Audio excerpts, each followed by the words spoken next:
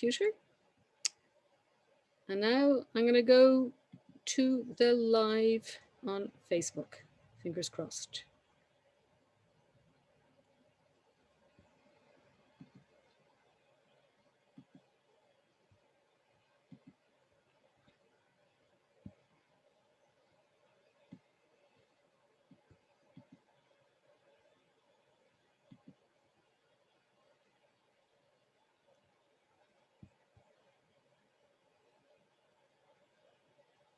Right, this is just preparing to go live. And we should be ready any second now.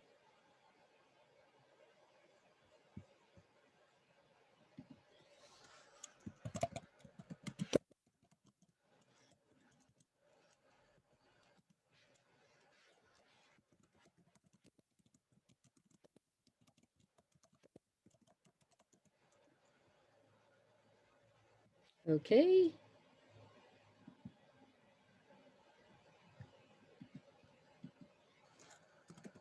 Now, we're going live. So, hello, you are very welcome to this first 2021 Salmon Poetry launch of 2 new poetry collections, both debut full collections by poets Ethna Hand and Jessamine O'Connor. My name is Nessa O'Mahony, and I'm delighted to be here tonight to host and act as MC. And it's a very special year. As you may know, Salmon Poetry is celebrating its 40th anniversary. And over that period of time, it has launched many of the country's finest poets. So we're delighted to be able to welcome Ethna and Jessamine to the Salmon family tonight. So the shape of the evening will be as follows. We'll be launching each book in turn. First, hearing from writer-director Gerard Stembridge, who'll be introducing Ethna Hand. And then she'll read some poems from her new collection, Fox Trousers. Then we'll hear from writers Una Mannion and Alice Lyons, who'll introduce poet Jessamine O'Connor, who'll then read from Silver Spoon, her new collection. And then there should be a final word, we hope, from Salmon publisher Jessie Lendenny. So before we hear directly from Jerry and Ethna, I want to share this fantastic little animation. I'm just going to make sure that I actually have it here on screen so that I can share it with you. And as I'm doing that, I will tell you that it was animated by Kevin Cahill, and the music was specially composed for it by Marie O'Byrne and John Joe Kelly. So let me share it now. And hopefully everybody can hear this.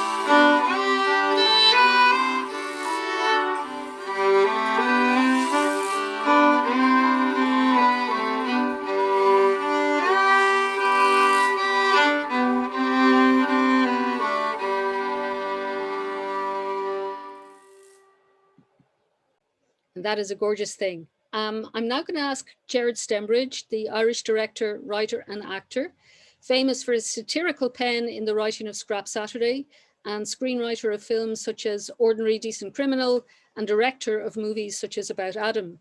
He's also a playwright and novelist, and his most recent novel being, I think, The Effect of Her, which was published in 2013. So Gerard is going to say a few words about our first poet, Ethna Hand. Thank you. Thank you very much, Nessa. I wasn't expecting an introduction to the person who's introducing the person who's going to be doing that. But anyway, thank you. And a very nice animation it is too. I should warn people that if they buy the book, you don't get the animation with it. It's just the image as is. But maybe if you buy the Kindle version, maybe you'll get an accompanying animation with it. No, you won't. Anyway, when myself and Etna, when Etna first asked me about, whether I would do this, which is quite some time ago. In fact, it was, before the plague. We had a notion that it would be last June. That was the proposed date, and we were well in advance of last June. And there'd be as many people as we could gather together, a kissing and a hugging, and buying lots of books and sipping wine. And a lot of the people that sadly, not to be, and that's particularly disappointing, because a lot of the people that both Etna and I know happen to be people who love a good gathering of one kind or another, a first night or a screening or a launch of some kind, who would have only been too delighted to turn up.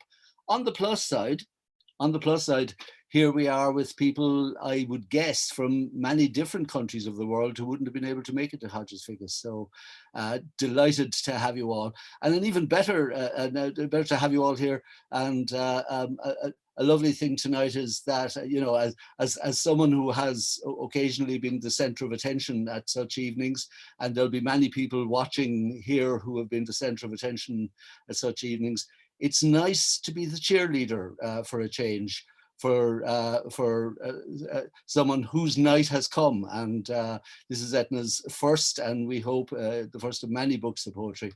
And we're all delighted, all her friends, all her supporters are delighted to be able to get a chance to be here and say, really, really well done. And I'm actually kind of quite honored to be the one to be asked to do it. I have to tell you, Etna, 21 years ago, this first bit has absolutely kind of nothing to do with you, but there is a connection. 21 years ago, I was getting on a plane in New York, from New York to Dublin, and there was a young man sitting next to me. And in the way of things, because on those kind of flights, you're going to be spending a long time, so you're going to end up chatting. You can't just ignore them like you can on a flight to London or wherever. But so we started chatting, and of course I asked him, what did he do, assuming he was a student of some kind, because he was literally, I would say, 20, 21, and he said, "I'm a poet." And I was shocked into silence by this, because I come from a generation that just wouldn't have thought of saying that sort of thing when you were 20. Indeed, you barely thought of it when you were 30, and you wanted to have something very firmly under your belt before you dared to talk it. But this young man was a different generation, a different thing. One of the tiny regrets of my life is that I didn't remember his name down the years. So I don't know if in fact he is now a highly successful published poet 20 years later. But he was entirely confident in his understanding of what he was. Which brings me to the fact that in 1987 was when I met Etna. And I've known Etna since then, and I've known her. I knew her then as a researcher, then she became a producer, then she became head of drama, then she left there and moved on to other things. And I never ever knew until very, very recently that Etna was a poet, because Etna never said that, never said, "Hello, Jerry, back in 1987, I'm researching here, but actually I'm a poet." And it is, I think, such a fantastic thing that somebody can go through a career like that. And I don't know when, because I've never actually asked when it was she realized. Was it something that was always there that she wanted to do? And it would have been a terrible thing if she had not taken the opportunity to do it. So I always think leaving RTE is a great thing to do anyway, not because RTE is such a terrible place, but it actually persuades you to go and look for other things to do, or to find other things within yourself to do. Very often in RTE, people write chick lit novels, so it's, I think, a credit to Etta that poetry is where she where she gave her attention after that. And I'm equally delighted not only that she did that, but that I can genuinely say I love her poetry. I love it, so that when she asked me to do this, there was absolutely no hesitation. It wasn't just a gesture of friendship. It's a really superb selection of poems. I don't know whether me saying I love it is necessarily a good thing, because of course I'm not a poet myself, and I'm not necessarily a great reader of poets. But there are certain things about your work, Ethna, that immediately speak to me, and it really spoke to me in spades. Like I read individual poems that you had sent to me in the early stages when you were writing, but to see the selection, to see this collection rather together, it really brought it home to me. And one of the things I like so much about your poetry, and it's what I mainly want to sort of say to people tonight, is that we tend to associate, particularly those of us who maybe left poetry behind at university or even leaving cert level, we tend to associate poetry with an intense amount of introspection, perhaps even occasionally bordering on narcissism. And you know, when we were in leaving cert, we all loved the kind of poetry that started or that had lines like I could lie down like a tired child and weep away this life of care that I have borne and yet must bear. Or Keats, my heart aches and a drowsy numbness pains my sense. This sort of intense self-absorption. And one of the wonderful things about this collection is how little of that I found in it, how much Etna looks at the world around her and looks at people and things around her and uses them for her poetry, and is interested in them for poetry, and is interested in how other people and things think and feel. And so in this collection, and I just want to say that there are so many of them. For example, in a poem called Attention, the business of men holding their penises is of extraordinary interest. We will find somewhere along the way what it is like to be the father of a focus puller in a film. Who would ever have thought? But Ethna gets into such a mind and does it. In probably my favorite poem, and I hope she's going to read it tonight, we hear an atlas speak. That is the atlas that has been part of so many rooms over the years, and that atlas speaks to us, and it is just a beautiful thing. The relationship between a man and his double bass gets an outing at Sadler's Wells. She writes about the sound that photographs make. She wonders whatever happened to Saint Barbara, who was once a poem but has now been, in the modern parlance, although this is what Etna says, cancelled. Would that be right? I think Saint Barbara was cancelled somewhere along the way. We even get to find out what it feels like to be the little Skellig, and what that little Skellig might be thinking and saying. It is warm. It is it's wonderfully human, but it's also has constant wit about it that I think is completely captivating. And then what I noticed about that is it is almost because there is so little of the self put. When it is there, you really notice it, and you really feel it has earned its place in the collection.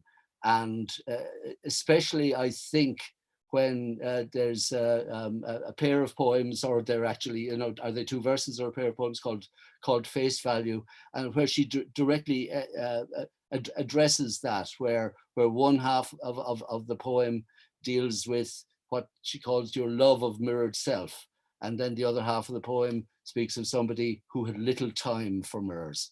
And the idea of that, mirrors turn up quite a lot in the poem. The idea of that you don't always have to look at yourself. It isn't always about looking at yourself. You look around you and you look at the world.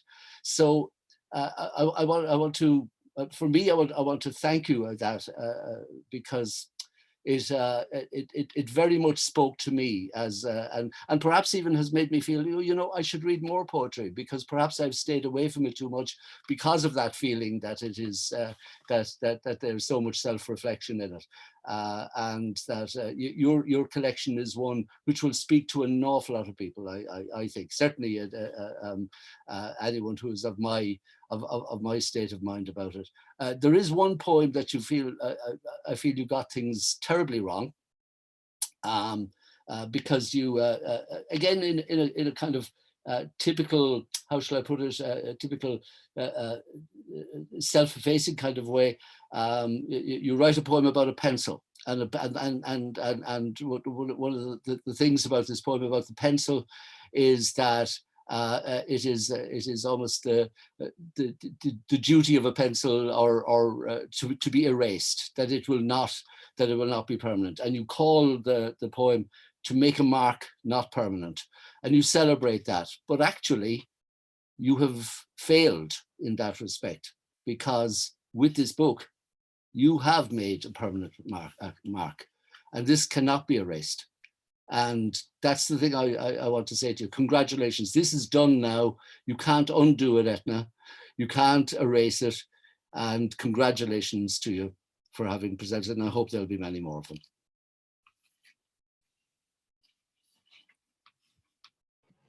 Thank you, Jerry. So hopefully we can now hear from the woman herself, Ethna Hand.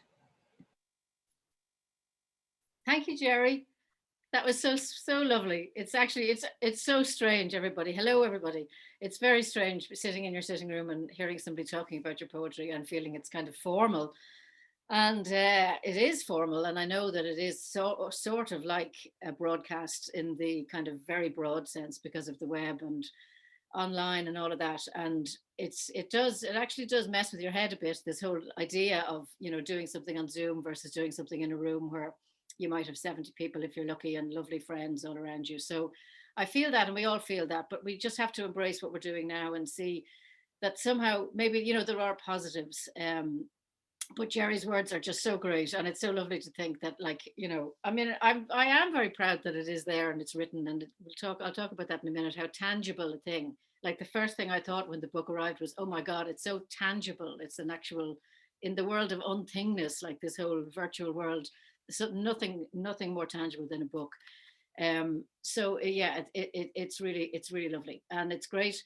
It's really lovely that there are so many people who are joining in from all around. And I'm just going to quite quickly say hello to people that are around, because my family, obviously in Australia, I mean, they would never have been able to be at the launch. So my brother and my niece and all of the people around, and people in Adelaide and Melbourne and Perth, and then all the ones in New York and San Francisco, and pals everywhere in Ireland, and obviously definitely for all the Sligo. And I really was so pleased with Maria Byrne and John Joe doing the music for that animation, Kevin Cowles animation, because it's just a lovely thing to have such talented friends and to be able to say, could you do this, and them to say, yeah, we'd love to do it. And it's really lovely.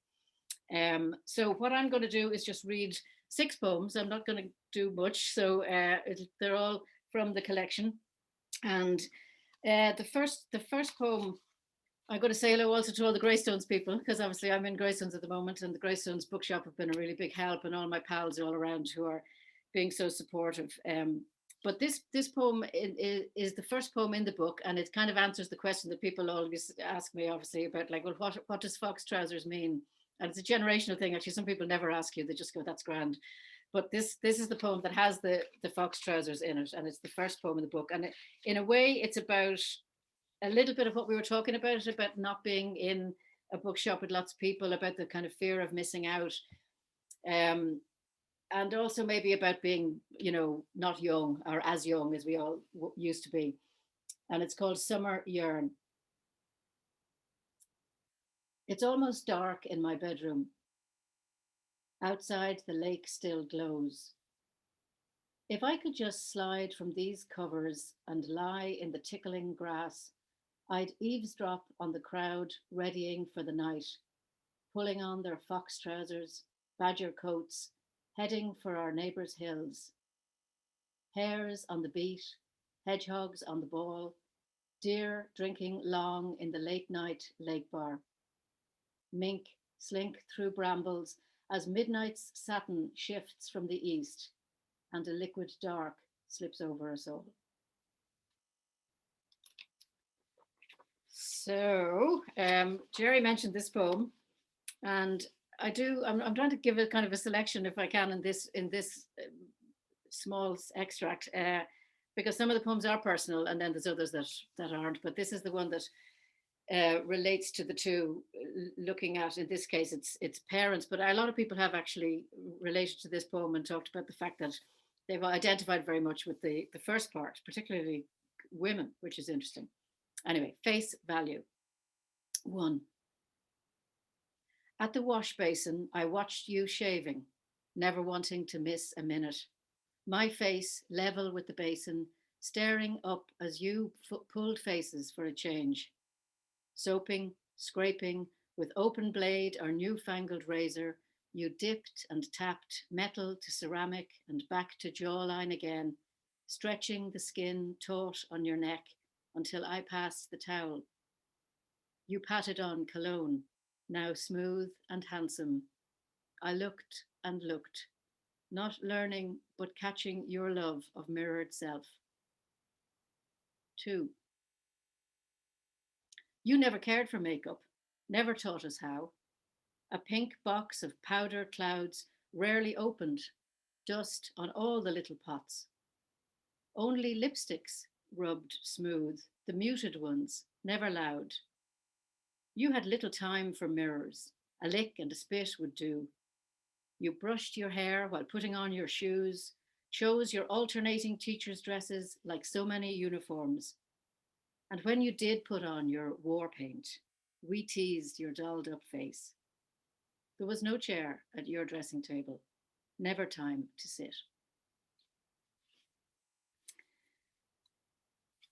So, this is the poem about, sometimes you end up going down the rabbit hole of Google when you're looking at ideas. And one of these moments was St. Barbara. So St. Barbara was just somebody that appealed to me, and I started looking into her story. And the more I read about it, the more I'm going, this woman was extraordinary. And she still is a patron saint of all these different things. And the list is kind of like, you just look at the list of things that she's still connected with, like right now, and you're going, this is amazing for somebody who I really was never learned about St. Barbara.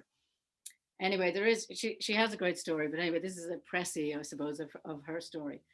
The end of St. Barbara. Her father understood. The 3 windows in her new bathhouse proved her conversion. Patron saint of mathematics, pray for us. He oversaw her torture, but the fire snuffed out. By morning, all her wounds had healed. Patron saint of extreme events, pray for us. He beheaded her himself, and she swore before dying that to call her name in distress would bring relief. Patron saint of the Italian Navy, pray for us. Heading home in a thunderstorm, her father was consumed by flame. Patron saint of lightning, pray for us. In 1969, she was cut from the litany, her story judged to be entirely fabulous. Patron saint of fireworks, grant us peace.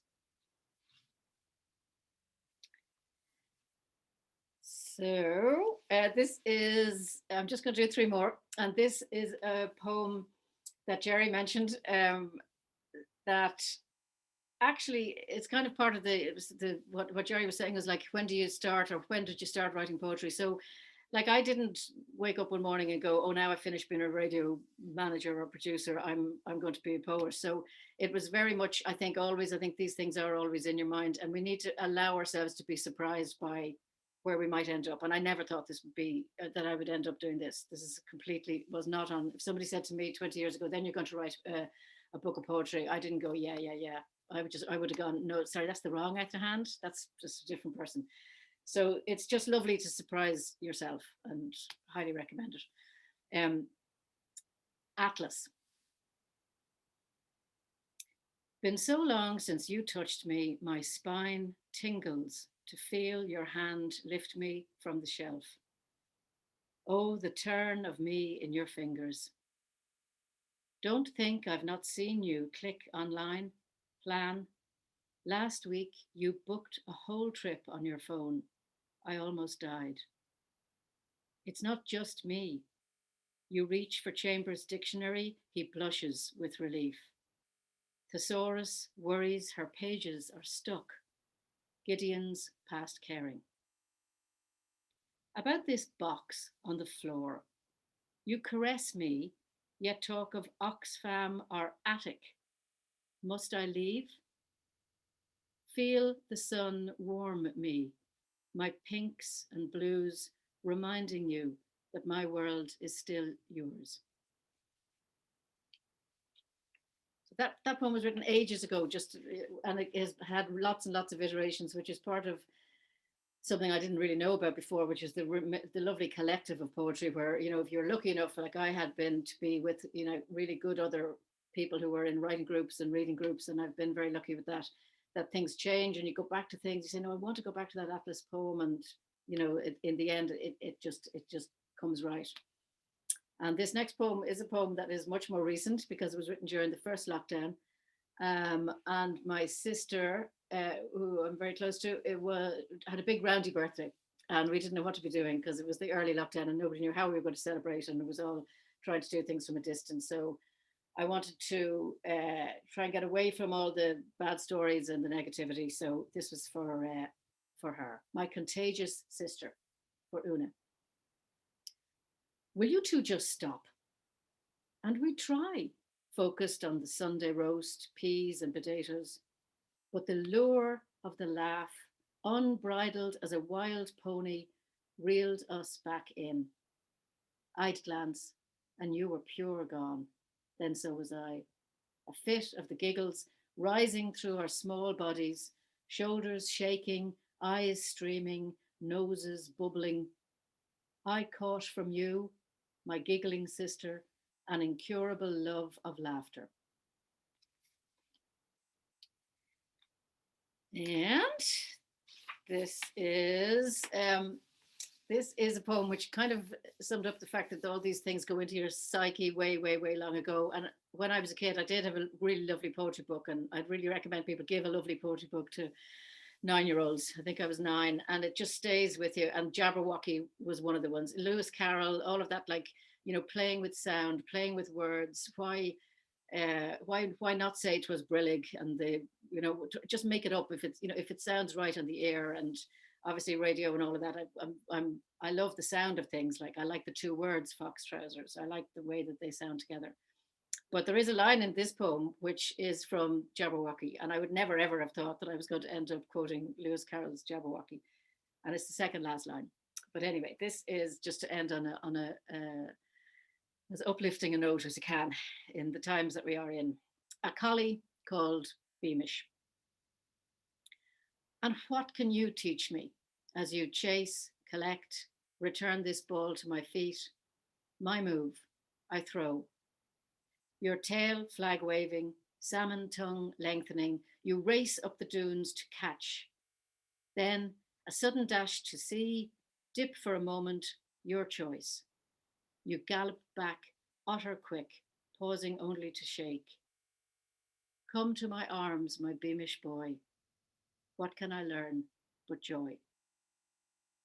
Thank you all very much, and thank you so much to Nessa and to everybody in Salmon, and particularly Siobhan, whom I've never met. It's all the virtual world, and to Jessie. And it's just brilliant to be able to hold this in your hands and say, yep, there's the book of poetry. Wonderful, wonderful stuff, Ethna, and well done, beautifully read. I wish you could see what was happening on Facebook right now, because there are about 120 people sending their love, telling you don't end the reading, saying that they love the St. Barbara poem, wishing you well. And I think Jessamine has some students in here as well, so we'll check in with them in a minute as well. And it's really interesting. Jerry quoted Keats a little earlier, and it's actually, coincidentally, this month is his 200th anniversary. And I think it's great to think 200 years on, we're still gathering together in that poetic community that Ethna was mentioning, and coming together to enjoy the poetic word, and I'm sure Keats would have loved Facebook. I'm sure he would have been on it every day. And just to say, Fox Trousers, which you should give to every 9-year-old you know, but everybody else, is available directly from the Salmon Poetry website. You can also buy it in all good bookshops, including Charlie Burns in Galway, O'Mahony Bookshops in Limerick, and Dubray Books. So you have no excuse. Get out there tomorrow and get your copy of the wonderful Fox Trousers by Ethna Hand. Thank you, Ethna.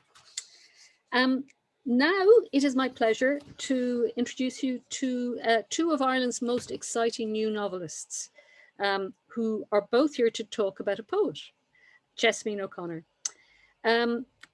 They are Alice Lyons and Una Mannion. Alice is a writer whose work embraces the visual arts. She's the author of 3 books of poetry, recipient of the Patrick Kavanagh Award for Poetry and the inaugural Ireland Chair of Poetry bursary. And her poetry film, The Polish Language, co-directed by Orla McCarty, was nominated for an Irish Film and Television Award. She teaches writing and literature in the Yates Academy of Arts, Design and Architecture in Sligo. And she is joined by Una Mannion, whose debut novel, A Crooked Tree, was published by Faber and Faber earlier this year and will be brought out by HarperCollins in the US. She has won numerous prizes for her short fiction and poetry, including the Hennessy New Irish Writing Poetry Award, the Court International Short Fiction Award, the Doolin Short Story Prize, the Ambit Fiction Award, and many, many others. So Una's going to talk first, and then Alice, and they're both going to introduce you to Jessamine. So Una, if you want to come up first. And you might need to unmute. Hi, yeah, I've unmuted, and I'm hoping my internet seems to have suddenly gone haywire. So yeah, can you hear me? We can hear you. You're a little stuttery, but you're fine. Okay, thank you. So it's such an honor to be here to launch Silver Spoon by Jessamine O'Connor, and this is the beautiful book with illustrations, the cover illustration and illustrations that are throughout the book by Helen Chantrell. And I first met Jessamine 4 years ago. We spoke on the phone. I'd never met her. Interested in the BA in Writing and Literature at IT Sligo. So we spoke on the phone, and she told me that she happened to be bringing out a chapbook and was going to be reading in Sligo Library. So I went down to the Sligo Library to hear Jessamine read, and I didn't know who she was or what she looked like, and she stepped up to the podium and sort of a shock of red hair and a quiet voice, and then I was just struck by the force of her politics, her humanity, her poetry, her tenderness, her as a mother, as a daughter, as an activist, as a human, as an Irish person, as a person questioning Irishness, and all of those things. And then I got to know her because she came to Sligo and became part of the course and part of my writing community, and someone who's a huge part of my theater with Jessamine. And on the bus back, she's like questioning things and challenging us and challenging the class, and strident and opinionated and real and authentic. And so she's this person in my life that's like a touchstone of being real. I recently found out that she really is really a political activist, like one of those people who actually went and did things in Shannon, and I didn't know that until someone all of that, that someone who is authentic, not just in what they say, but in what they do and how they live their lives. Jessamine's from Dublin. She now lives in Roscommon, but we would like to claim her up here in Sligo. And I know her now as and her beautiful work that's being presented this evening in her new book. When she published Pact, Africa McGlinchey said it captures moments sliced open to hint at musculature and skeleton. And I always thought that that was such an accurate description of Jessamine's work, that kind of X-ray, that her ability to crystallize something and get to the core of people and of emotion, and the intensity of her words and vision. There's so many poems I could quote from, but there's one poem that like struck me the first time I read it, and when I read the collection again, called Django and the White Clover. This late night, I think it's about the family dog dying, all morning rubbing his ruff, stretching his ears, stressing to him how good he was. And just in a few simple lines, I feel like there's so much there. And this I'll hold up the book again. The collection is beautiful and human and authentic, and it's really an honor to be part of this evening and to launch Jessamine with Salmon Press. And I'm going to turn over to Alice, my colleague, and also part of our, we are a community together. And so I'll let Alice pick up from here.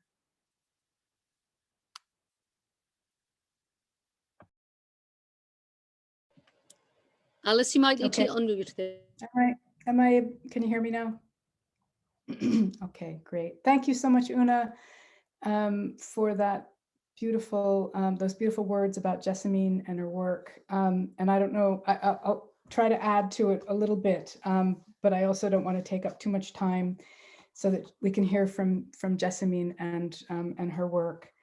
But I just want to say, I suppose I've been trying to find words to talk about Silver Spoon and what's happening in it that just strikes me as so special. And I think the word that keeps coming to me is authority. And I was speaking earlier today about the word author within the word authority.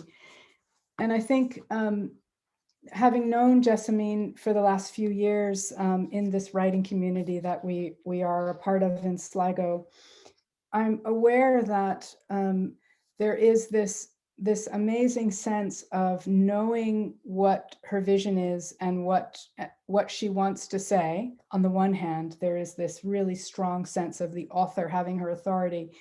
And on the other hand, there is this wonderful commitment to not knowing and to being able to proceed with the work from a place of not really knowing where it's going. And you see that in this book, in all of the risks in form that Jessamine takes. There's a long poem about all of the addresses lived at in the course of a life. There are many short lyrics of kind of epiphany. There's play with the way that the language is put on the page. But I just keep thinking of this, these words from the Polish poet Wisława Szymborska, and she says, "What is poetry anyway? Many a rickety answer has tumbled since that question first was raised, but I keep on not knowing, and I cling to that as to a redemptive handrail." And Jessamine's poetry has that commitment to not knowing, and yet also really knowing what she wants. Like in this wonderful short poem, Stubble, there's something unsavory about a smooth man. I can't even put my cheek against a newly shaved face, the texture of processed cheese. I like a man to bristle, to slightly scratch, to be nearly invisibly abrasive, not to just adhere. And it's just so wonderful. And it's got so much of that, that knowing what she wants. And yet in a poem, like just in the beginning few lines from When I Grow Up, she's willing to kind of erase everything that she knows. And she says, when I grow up, I want to be nobody. I want to say all the same things as the people around me. I want to believe whatever everyone else believes and be happy enough with the way things are, however they are. Jessamine, I can't imagine that future in your life, but if it's what you desire, so be it. So anyway, congratulations on the publication of this book. Congratulations, Salmon Poetry, for publishing such a beautiful edition of this book. And everybody, here's Jessamine O'Connor.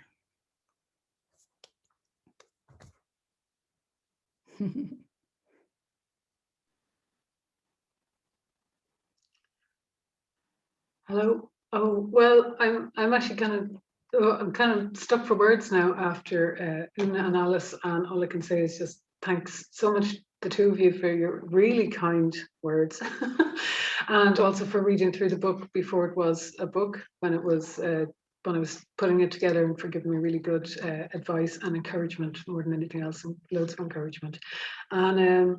And thanks also obviously to Nessa and Jessie and Salmon and Siobhan for the beautiful job, because to make people look at it again, this gorgeous cover is like from a big painting done by Helen Chantrell, but she also then did paintings in response to poems that are in the book.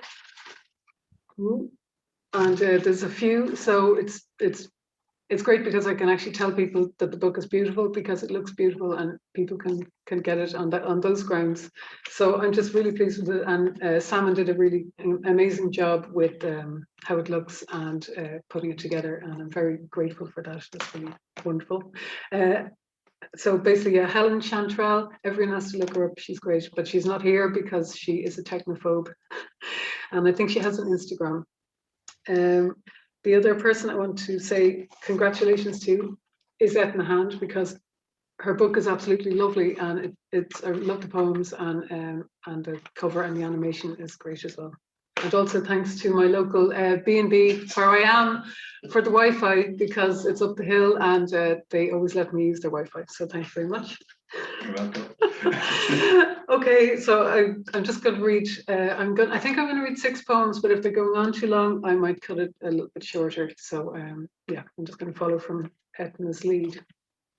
And it's really hard to know where to start, so I'm going to start at the end. And this poem is on page, for anybody who has the book, the poem is on page 107, and it's called My House, and it's about my house, which is down the hill. And so my house is a train station, and I moved here from Dublin in 1999, which I only realized is 22 years ago, exactly half my life. So I've been here for half my life, which seems kind of strange. But in 1963, they shut down a lot of these small like branch lines. So this line would have gone from Ballahadreen and joined up with the Dublin Sligo train, and it would have been like a different kind of train, like a local route. And so mostly kind of local traffic and whatever, but also a lot of people emigrated from the house, from the platform. So that's what it's about. So I'm just going to read that. It's called My House. This was the last look at the land, here where they stood in the wind and waited, looking down the bog, impatient for a plume of steam, blooming along the narrow gauge track, for the doors to open and shut them in, on the way to the junction with the big city line. They say they'll be back, and don't know yet, it's a lie. Waiting, pacing, lifting cases, hoarding in their eyes the light off the lake, the way the trees sway, and all the softness of hills, birds, and sky, carrying their cargo inside, the entirety of life, who they are, into the trembling train and away, far across roads, seas, and cities, into new lives, old age, and death. For many, here was the last place they left, waiting on this platform for change to come, some giddy, some grieving, leaving home. And following from thinking about living in this house for half of my life is this short one, Militant with Hope.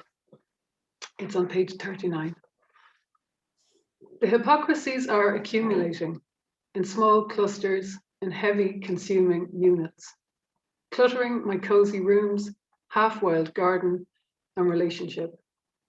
I used to have more hope, ferociousness, saw clearly in black and white, strode a straight, bright line, had only derision for people like me who made good excuses, grew comfortable, and let apathy crawl all over them. I'm going to read a pantoum because, well, I love a pantoum, which is like a kind of a repetitive poem where you repeat the lines kind of like clockwork. And so I'm going to read this one really. And without giving anything away, it's about children and it's about Palestine, and I think the rigidity of the form of the poem with the repetition and the constraint suits the subject. At the seaside.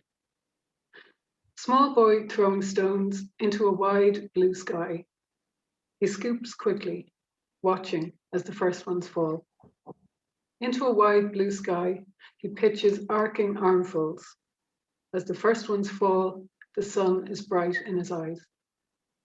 He pitches arcing armfuls, watching them, watch him. The sun is bright in his eyes as the tank starts slowly turning. Watching them, watch him. Long gone beyond fear, as the tank starts slowly turning, he flings freely. Just one more. Long gone beyond fear, he scoops quickly, watching. He flings freely. Just one more small boy throwing stones.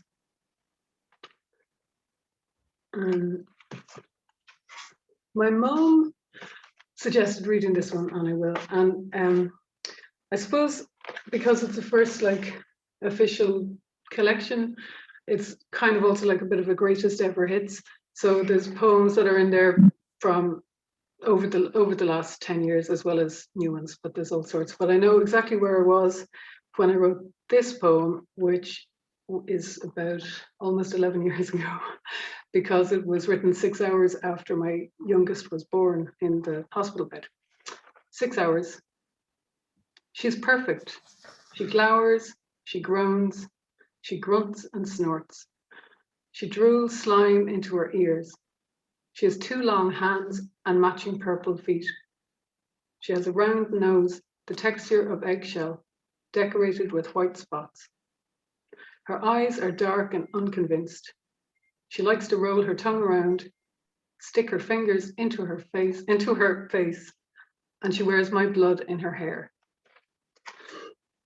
And I'm going to read, I think I'm just going to read a couple of tiny bits out of a much longer poem because I've never read it before.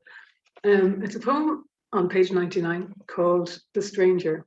And I wrote it to be a film, a shadow puppet film, which I made with my good friend Carmel Balfe. But it was narrated by the wonderful Aoife Ní Murchú. And so it's her voice on the film, and she's just got a beautiful voice. It sounds great. So I've never had to read the poem, so, but I just decided I'm just going to read a couple of snippets from it, if that's okay. It's kind of in 3 parts, and it's really about how it is to be from somewhere else, living in small town, rural Ireland. It was specifically Strokestown because it was written for the Strokestown Poetry Festival. So the first bit is just a snippet from somebody living in Strokestown who's come from elsewhere, and then the second bit is somebody from rural Ireland trying to live in, well, specifically New York, but that's where it is. Okay, so the first bit, just a little taster of it.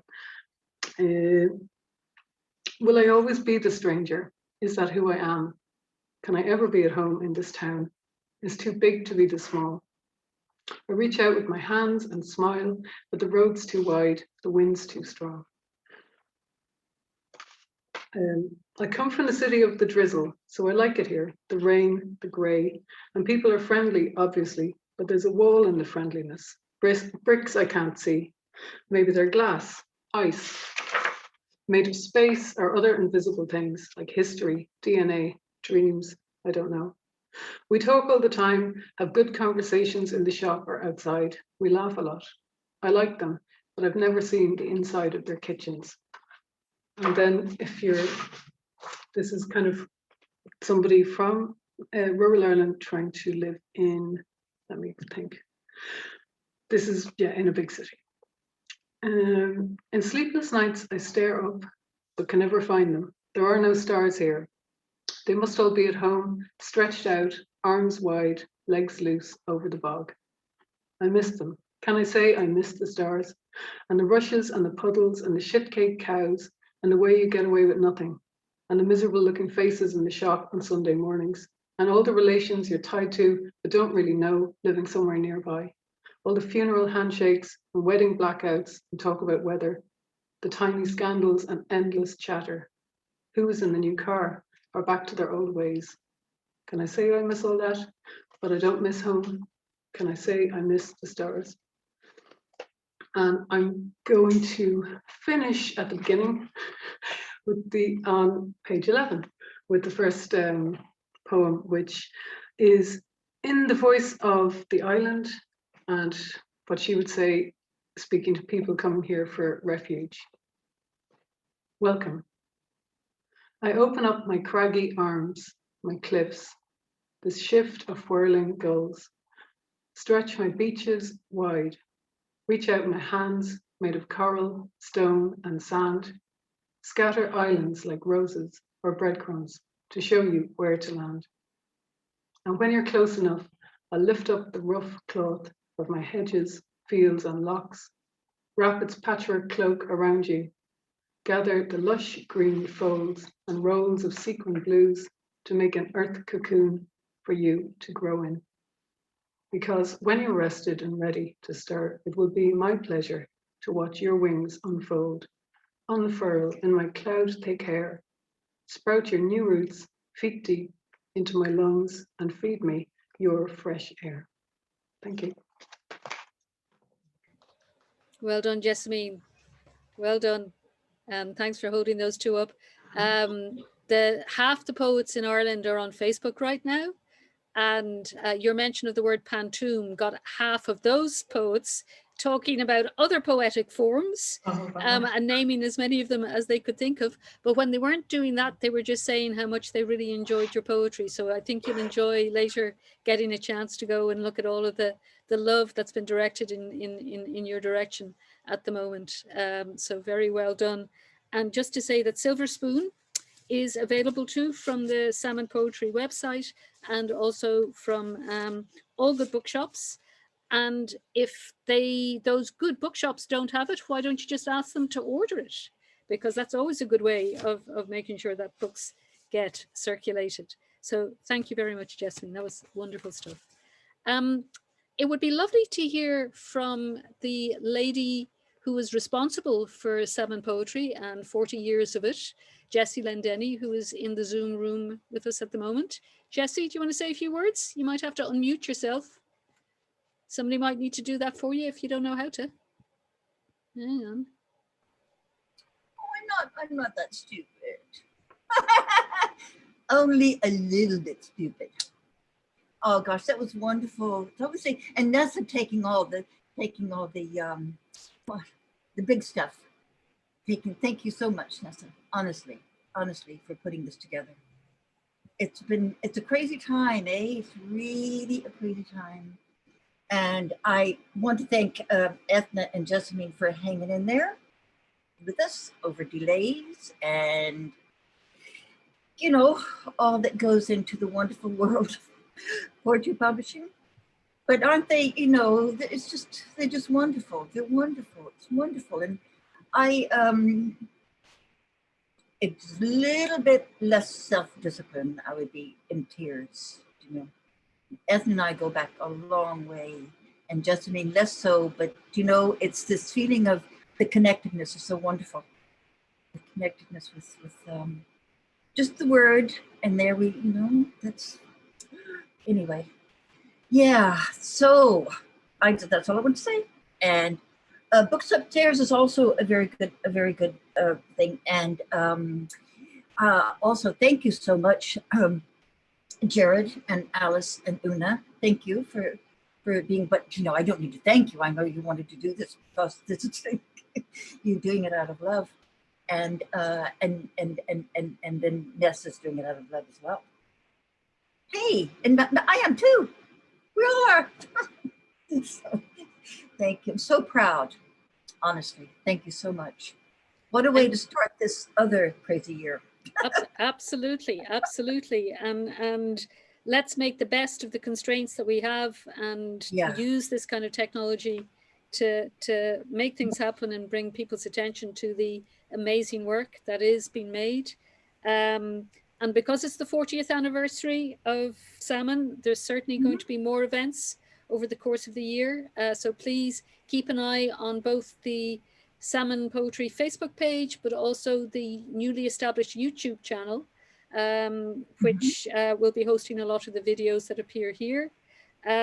We want to say thank you very much to An Comhairle Linn, the Arts Council, for their ongoing continued support of Salmon Poetry. We're very grateful for them making these books happen in a financial sense.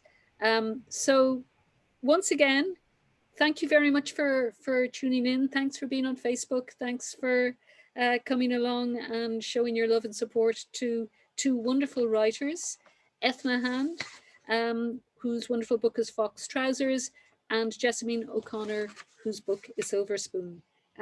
Thank you very much. Stay safe, stay well, and see you all soon. Thank you. Thank you, Nessa.